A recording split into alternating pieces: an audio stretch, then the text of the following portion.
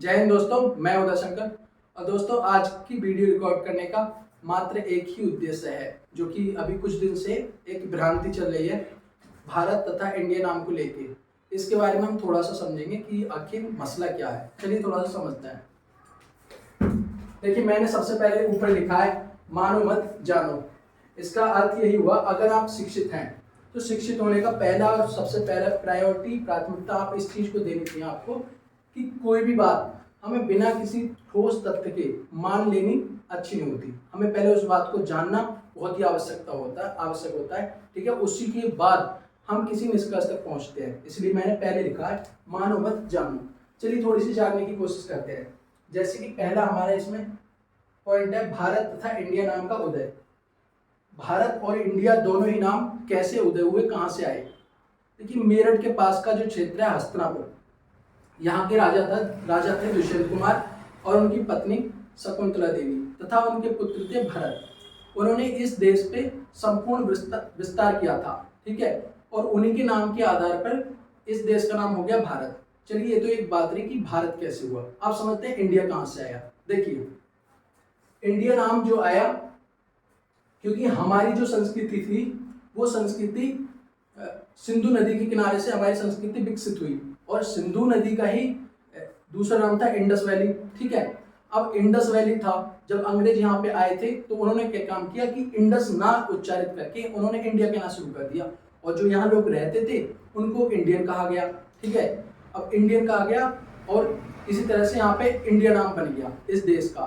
तो आप समझ गए होंगे कि इंडिया कैसे आया और भारत कैसे आया। अब हम समझेंगे कि और अन्य नाम के कैसे यहाँ पे उदय हुए। जैसे कि एक नाम है हिंदुस्तान, हमारे देश का नाम है।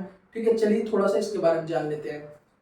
हिंदुस्तान कैसे आया था? जब सिंधु नदी के किनारे, मतलब सिंधु नदी पे जब कुछ यूनानी आए थे तो उनकी एक प्रॉब्लम थी। वो प्रॉब्लम कुछ इस तरह से थी कि वो सै को है बोलते थे, अर्थात मानो ये सै है तो इसका उच्चारण जो वो करते थे वो कुछ है की तरह करते थे। वो सिंधु नहीं बोलते थे, वो हिंदू बोलते थे। जितने भी सारे शब्द हैं सै के, वो उन्हें है से उच्चारित करते थे। ठीक है, वो उनकी एक प्रॉब्लम थी। इसी तरह उन्होंने क्या काम किया, क्योंकि हम सिंधु नदी के किनारे रहते थे, वो हमें सिंधु ना कहकर हिंदू कहने लगे, और जो हिंदू रहते थे उसमें हिंदुस्तानी कहने लगे। इसलिए हिंदुस्तान नाम यहाँ से हमारा निकल के आया। तो यूनानियों से हिंदुस्तान आ गया। तो आपने समझे 3 पॉइंट, हिंदुस्तान, भारत और इंडिया कैसे आए। ठीक है, अब थोड़ी सी बात हमें इस बारे में समझनी होगी कि इंडिया तथा भारत नाम में अंतर। देखिए, इंडिया और भारत नाम में कितना अंतर है। मेरी समझ से केवल और केवल ये भाषा का मसला है। इसमें केवल भाषा का अंतर है, किसी बहस का अंतर नहीं। कोई बहस का मुद्दा तो है नहीं, जितना मैं समझ पा रहा हूँ। देखिए समझिए, अगर मुझे कहना होगा कि मैं एक भारतीय हूँ, तो यहाँ मैं एक हिंदी का उच्चारित कर रहा हूँ, हिंदी का प्रयोग कर रहा हूँ। और अगर यही बात मुझे इंग्लिश में उच्चारण करनी होगी या इंग्लिश में ट्रांसलेट करनी होगी, तब मुझे क्या बोलना पड़ेगा? I am an Indian. ठीक है, मुझे इस तरह से बोलनी पड़ेगी। तो आप नोटिस कर रहे होंगे केवल और केवल भाषा का मसला है। ये हमारी हिंदी की लिपि देवनागरी होती है, और देवनागरी लिपि में हम भारत इसी तरह से लिखेंगे। और अगर इंग्लिश की बात करें तो इंग्लिश की लिपि जो कि रोमन बोलते हैं, रोमन में हम इंडिया लिखते हैं। आपने देखा होगा भारतीय प्रस्तावना, संविधान की प्रस्तावना में भारत जहाँ पे उच्चारित होगा, और जब हम उसे इंग्लिश में देखेंगे तो वहाँ पे इंडिया मिलेगा आपके लिए। तो ये बात बिल्कुल क्लियर हो गई होगी कि इंडिया और भारत में अंतर कितना, केवल और केवल भाषा का अंतर है। और बाबा साहब भीमराव ने भी यही बात बोली थी कि अगर आप भारत और इंडिया के बारे में बहस कर रहे हैं तो केवल ये बहस का विषय नहीं है, ये केवल और केवल भाषा का विषय है। उन्होंने ऐसा कहा था। ठीक है, अब बात आती है नंबर 3, नाम में परिवर्तन की आवश्यकता है अथवा नहीं।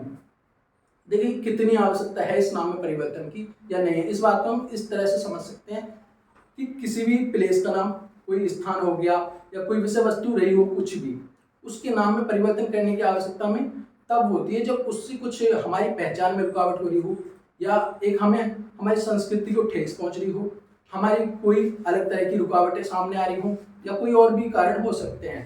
ठीक है, लेकिन अगर वर्तमान में देखा जाए तो अभी तक कोई ऐसा ठोस सबूत निकल के नहीं आया है, ऐसा कोई ठोस रीजन नहीं निकल के आया है जिसकी वजह से हम जिसके आधार पे कह सके कि हाँ भाई, नाम में परिवर्तन करना उचित है अथवा नहीं। ठीक है, कोई भी ऐसा प्रमाण नहीं है सामने। तो इस पॉइंट को अभी हम इस पे इतना ही डिस्कस कर सकते हैं। अगला पॉइंट समझते हैं। अगला कौन सा है? परिवर्तन से होने वाले प्रभाव। देखिए प्रभाव के बारे में तो आप अंदाजा लगा सकते हैं। अब इतनी सारी स्कीम चलाई गई हैं, जैसे कि खेलो इंडिया, डिजिटल इंडिया, है ना, और मेक इन इंडिया, मतलब तरह तरह की इंडिया के नाम से कितनी सारी स्कीम चलाई गई हैं। और यहाँ तक कि कुछ बहुत ही महत्वपूर्ण हमारे कागज होते हैं, डॉक्यूमेंट होते हैं, जो कि केवल और केवल इंडिया के नाम से है। टीम इंडिया हो गई, क्रिकेट इंडिया, दुनिया भर की है और बहुत सारी। अब क्या सोचने वाली बात है, जब भारत नाम पूरी तरह से चेंज कर देंगे, मतलब इंडिया का नाम भारत ही रख देंगे, तो क्या इन पे भी असर पड़ेगा? भाई स्वाभाविक है, इन पे भी कहीं ना कहीं तक असर पड़ सकता है, ये संभावना है इस चीज की, ठीक है। और अब आगे आती है कुछ चीजें। नंबर 5 पे हमने क्या रखा है, इसके अन्य नाम। देखिए अगर आप अन्य नाम जानने की कोशिश करें, जैसे कि जम्बूद्वीप हो गया, भारतवर्ष हो गया, आर्यव्रत हो गया, हिंदुस्तान हो गया, इंडिया हो गया, और भारत खंड, हिमवर्ष, अजनाब वर्ष, हिंद, ये सारे नाम ही हमारे देश के हैं। अब आप देखिए ज्यादा नाम होने से कोई इसमें नुकसान वाली बात मुझे तो लगती नहीं। मान के चलिए उदाहरण के रूप में मेरे नाम 2 हैं, जैसे कि उदय शंकर और एक शंकर। अगर कोई मुझे उदय शंकर कह रहा है तब वो मैं ही हूँ, और अगर कोई व्यक्ति मुझे शंकर कह रहा है तब भी वो मैं ही हूँ। इससे कोई भी फर्क विशेष पड़ता नहीं है। जैसे कि हम एक और उदाहरण समझते हैं।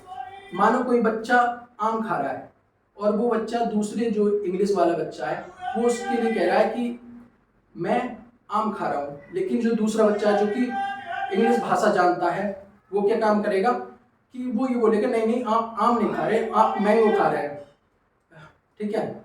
आप उससे ऐसे कहेंगे कि मैंगो खा रहे हैं, क्योंकि वो आदमी केवल आम नहीं समझता, वो मैंगो की भाषा समझ रहा है। तो यहाँ पे आप ये चीज देख रहे होंगे कि केवल और केवल भाषा का अंतर हो रहा है, ठीक है। बाकी हमें कोई कैसे भी उच्चारित करे, समझ रहे होंगे आप। और दूसरा कि भारतीय संविधान के अनुच्छेद 1 में साफ साफ लिखा हुआ है, India that is Bharat shall be A union of states, अर्थात इंडिया भारत राज्यों का, इंडिया अर्थात भारत राज्यों का एक संघ होगा। ये भाग 1 के अनुच्छेद 1 में साफ साफ लिखा हुआ है, आप वहां जाके देख सकते हैं, ठीक है। तो ये सारी बात तो होगी इसके ऊपर। बाकी आप इस चीज में कुछ नोटिस कर रहे होंगे जो आपके लिए उचित लगे, वो आप हमें कमेंट में बता सकते हैं। अभी तक हम इतना समझ पाए हैं कि नाम बदलने का कोई विशेष ठोस आधार नहीं है अभी, है ना, ये चीज अभी निकल के नहीं आई। बाकी जो आपके लिए उचित लगे आप कमेंट में हमें बता सकते हैं। तो आज की वीडियो में बस इतना ही कहना था। जय हिंद।